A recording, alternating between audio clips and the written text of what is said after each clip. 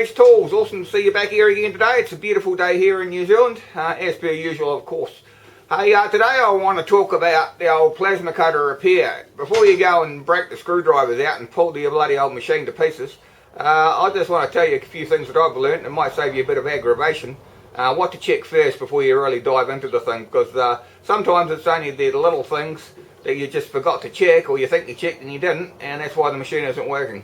So you can save yourself a whole lot of drama. Anyway guys, great to see you here again. Like I said, remember, if you like my channel, subscribe, drop me a note, drop me a like, do whatever you like. Have a look at the video, guys. Okay, you've turned it on and it's not doing a bloody thing. Okay, first thing that I would do, and it sounds absolutely ridiculous, is go and check your circuit breaker and make sure that you haven't tripped a circuit. Because sometimes when you're running one of these machines and a compressor, when you hit the load all at once, it'll flick the circuit breaker out. Now, you might say that's a really stupid thing, and who's going to be that silly not to check that? But I tell you what, I've done it, and I didn't have any workshop power for about a week, because I checked the circuit breaker 2 or 3 times. I got an electrician around here, and he come in and he flicked the thing up, and he looked at me as if I had 2 heads, and I thought to myself, well, I'm not doing that again. So double check your circuit breaker once, double check it twice, because you just get so used to looking at something, and you think you see something that you don't. Anyway, that's just me. Like I say, I'm half crazy. But anyway, that's just what I've learnt. So guys, your plasma cutter's not going where it's supposed to, or it's stopped, or it's done something stupid. I've got a few little things I check first before I get into it and rip the thing to pieces. Mind you, there's not that many serviceable parts in the things anyway, so just check out these things first before you take it to a service agent. Might save yourself a little bit of embarrassment even. You never know. Anyway, what I would do first, obviously, this is the back of my plasma cutter. As you can see, there is, as you can see here, there is a fuse here. So before you do anything, if your plasma cutter isn't going properly, just check the fuse. You know, just undo it. It's pretty simple, like so. Just undo your fuse.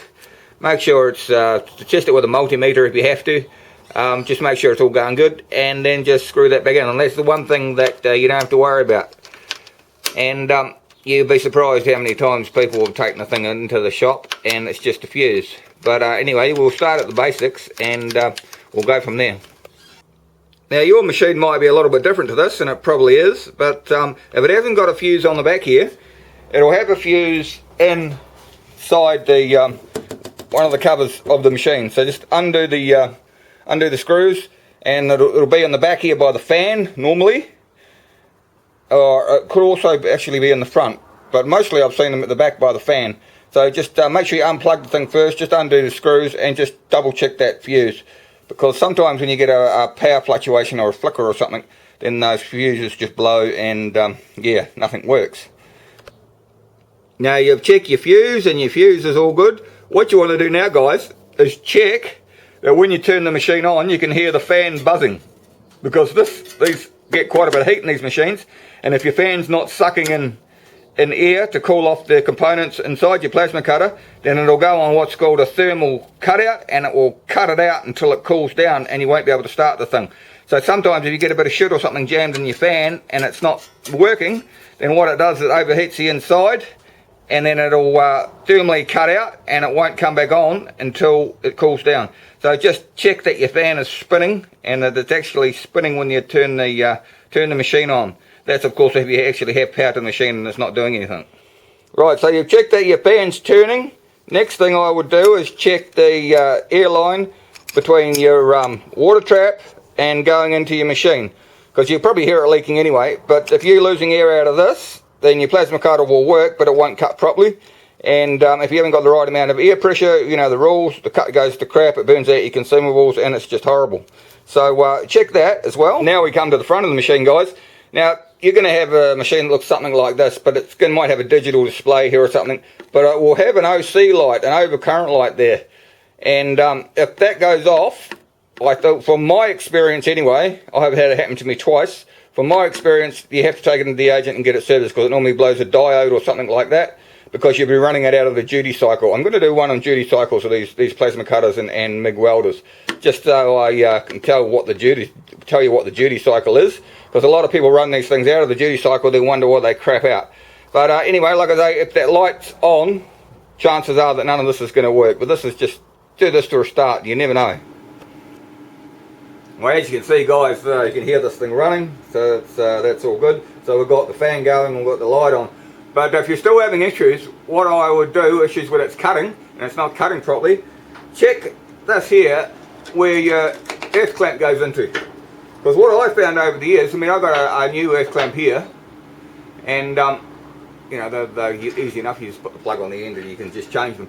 But if you put this in here, and it's not in there tight, and when you use it for a while, it sort of vibrates out like that, especially with the air running through the machine, and it'll sit in there, but it's not locked in it. And when every time you pull a trigger on your gun, it vibrates like this.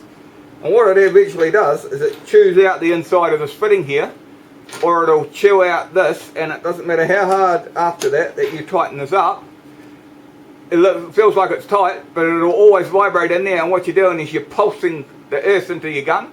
You're pulsing the cut, not cut, cut, not cut, and it just won't cut properly. So that's just a little trick too. I've replaced this socket here, and I've replaced on the end of my earth lead probably 2 or 3 times. Actually, I've replaced this 2 or 3 times. I've only replaced this once. So that's another trick. Alright, so guys, I put my ear in the front of this machine here. Now I'm putting the switch in that controls the switch on the torch. So if I put that in there, this lead that I'm using at the moment has actually got a fault, and you guys might have found that out as well. Sometimes when you click the button on the old torch, it won't start, and then sometimes you haven't even touched the button on the old torch and it'll fire up by itself. That's because in here, see, this wire here is pulled out of here, and I think it's quite loose. It's either loose in here or it's broken in the torch end. I'll show you the thing that has the effect that it has on this machine in a minute. That you can actually turn the machine on and just waggle your torch, and it'll start the machine by itself. So yeah, and also the switches on the plasma torches, I'll show you that in a minute. The switches on the plasma torches, they crap out as well quite easily. So you don't know whether it's the switching in the machine itself, or the switch on your plasma torch. So I'll show you a little trick for that. But you only do that trick for that if you're on a low voltage like this. You've got the separate little 2 wires, little thin wires coming out of there. And yeah, I'll show you that little trick just to make sure that it's clicking over in here, and then it'll tell you whether it's a torch or not. Right, so like I said, make sure that it's a low voltage and it's a setup like this. Make sure it's a low voltage switch, PT31 or something like that. And what you do, if you want to know if it's the switch on your torch or not, you just get a screwdriver like so and just go across these 2 contacts, and you should hear the switch inside the machine turn on. Hear that? So if your machine is doing that, but once you plug your torch in and you're pushing the thing, it's not the machine, it's the torch end. It's not the machine end, if you follow that logic. You know, guys, that's just a little tip for you, but just make sure you don't electrocute yourself, eh? Right, guys, I don't know if you guys can see this very well, but I was just trying to show you about the switches that bugger up on these things. See, I've got my lead plugged in here, my torch plugged in here. I've got the air going, I've got the machine going and all the rest of it. Now, I can get this thing to turn on without touching the button on the torch. You watch. I'll grab it. See that? Nowhere near it. Nowhere near the button. It's got a break in the wire somewhere here.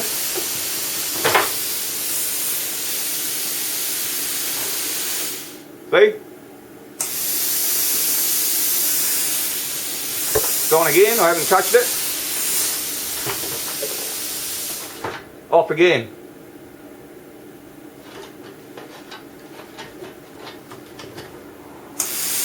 Again, not touching the thing at all. So I'll try and show you. If I put the thing up here and hold it here and wiggle the other end of the wire, off. See what I mean? It's got a break in this wire somewhere. Chances are if I wiggle it, it'll start again. It probably won't because I'm trying to get it to do it, but you know how it is. You hear that? It almost went there. Again.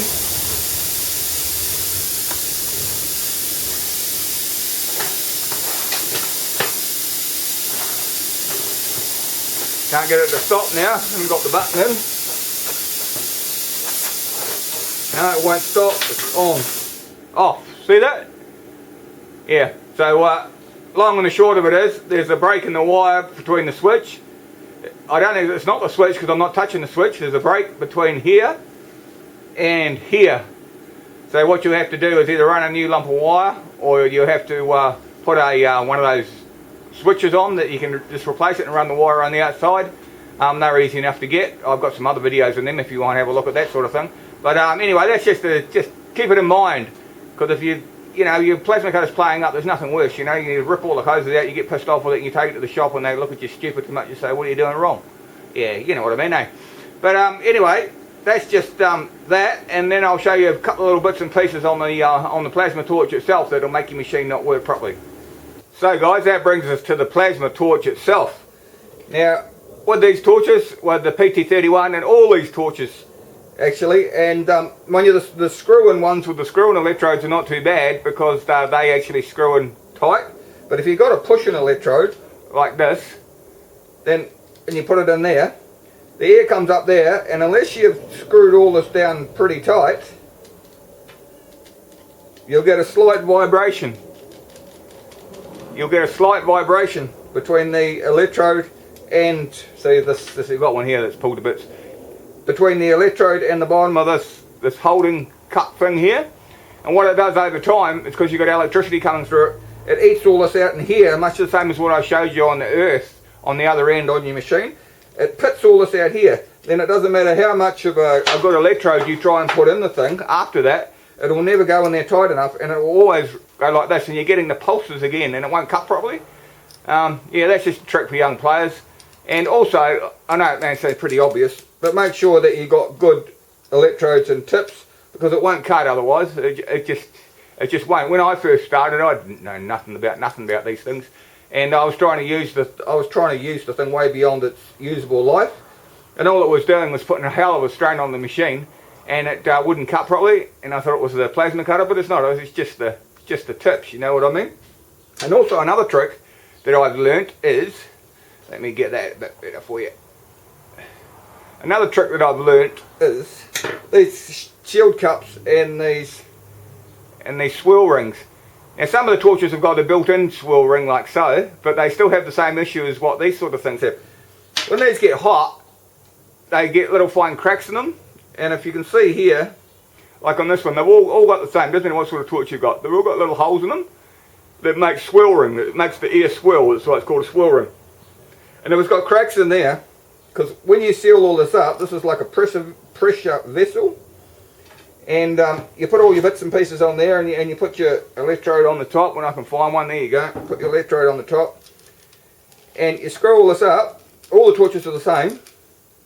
Now this is all sealed in here now with the compressed air, so it's like a pressure vessel coming out of there. And if you've got a leak in the thing, or you've got a crack in here, it doesn't allow it to go where it's supposed to go at the correct force, and it won't cut properly. So you might think that that's irrelevant, but really it isn't. And also, most of the torches here, they're like this one here. See that? It's got a rubber seal on there, and the reason for that is to stop the air coming out of the bottom of here, pissing off out there, you know what I mean?